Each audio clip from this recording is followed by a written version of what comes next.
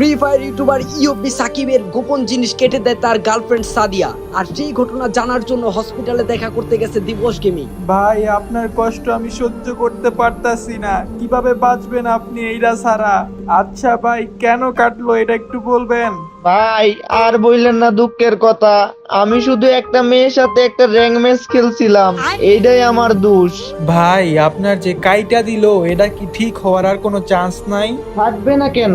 আমার গার্লফ্রেন্ড চাইলেই সব ঠিক হয়ে যাবে। কি বলেন ভাই, যেটা ডাক্তার পারতাছে না ওইটা আপনার গার্লফ্রেন্ড কেমনে ঠিক করবে?